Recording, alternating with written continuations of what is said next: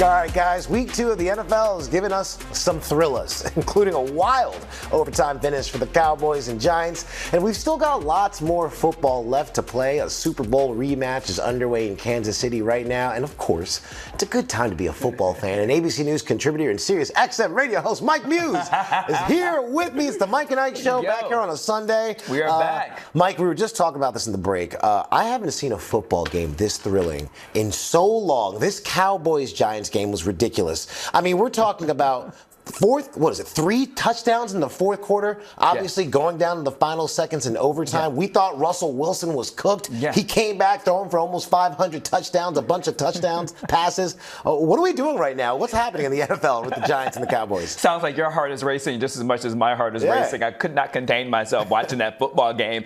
2 names stood out that we're going to talk about for the rest of this season as a result of this game. Russell Wilson, what a great performance that he had. His ability to throw deep footballs down into the end zone, down the field is impressive. That arm is back in a way. I think Russell Wilson's feeling very confident in spite of losing the game, because the other name that we're going to be talking about this football season is Brent Aubrey. The kicker for Dallas was absolutely insane. The way that he could kick those long field goals, as you know, having a kicker that is such an asset who can make those long range field goals, and Aubrey is going to be the talk of the NFL because this game is going to be the talk of the NFL season. It was a wild ride. 2 great quarterbacks in Dak Prescott and Russell Wilson battling it out, coming down to the wire. You thought the game was over, and it wasn't going into overtime. The way they held the composure, but the defense was just cooked, man. I think the Giants defense was just exhausted by being on the field that long. They couldn't sustain the tackles and bring those players right down to the field. But what a game. What a rush. Is Russell back, though? I mean, is he back?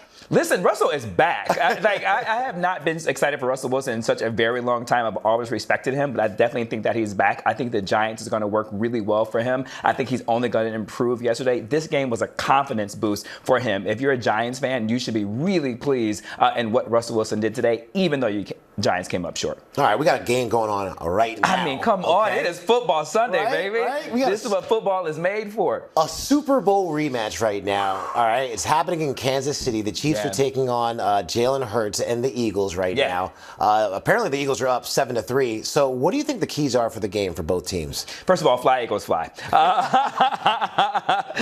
Definitely make sure that Jalen Hurts stays in the pocket and is able to throw and read the defense appropriately and know when to throw the ball out of the pocket, when to step out of the pocket, and when to hold in the pocket to pass. But he always makes great instinctive decisions. I'm curious to see what Travis Kelce is going to be able to do with that tandem between Patrick Mahomes. Again, another battle of great classic quarterbacks between Mahomes and between Hurts. 2 exciting players. Both have something to prove. Hurts wants to prove that they are the team of the NFL and they can go back to the Super Bowl.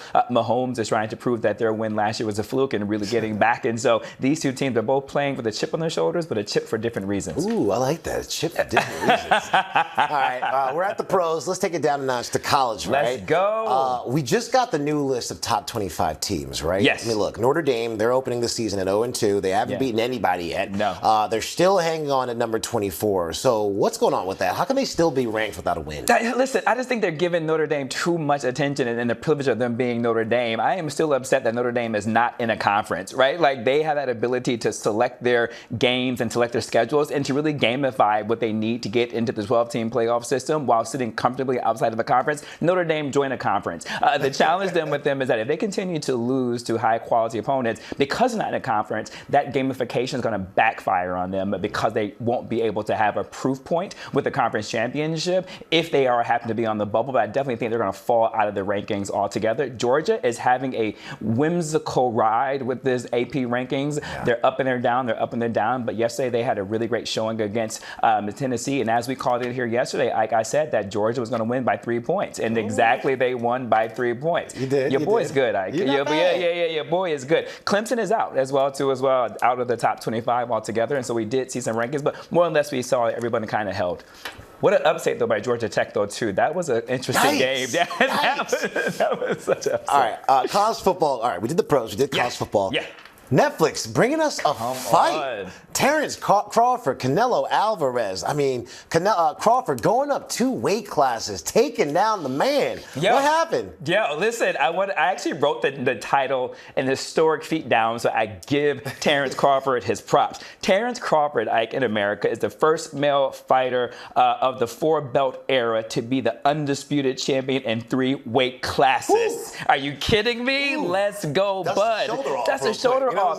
The reason why this game was the reason why this fight was such important is because of the fact that Terrence Bud Crawford, jumped up 3 weight classes. He jumped up to the weight that he came in yesterday, 167.5 pounds, fighting Canelo Alvarez at 168. Canelo Alvarez is a dominant at that weight. He is undisputed within that weight class. It was seemingly that he was going to have the advantage because of his strength, because of his power, because he sits so comfortably in that weight class. Crawford had to jump up to that weight class. Crawford hadn't been proven yet. Could Crawford come in, beat this fortress of an individual who's known as greatness, that come in, taking him down in a very methodical, technical way? This was a great technical match that we saw for the fight, and I think this is only going to grow the sport being on Netflix. Enough of the pay-per-views. Come on over to Netflix so more audience can grab. 70,000 people in attendance in the stadium, and so much more watching at home streaming. I love it. What a great night for a fight. You know, he got him inside, he got him outside. He just showed him, like, listen, I can come up and meet you in the weight class, and I can take you down. And I can beat it out. What a great hit, too, in the round 11, too, as well. Canelo's head snapped back. I'm like, ooh, this is fighting. Netflix, good job. Yeah. And Mike Muse, good job to you. Thank you, my man. Mike and Ike Show, baby. There we go. Mike Muse, the man.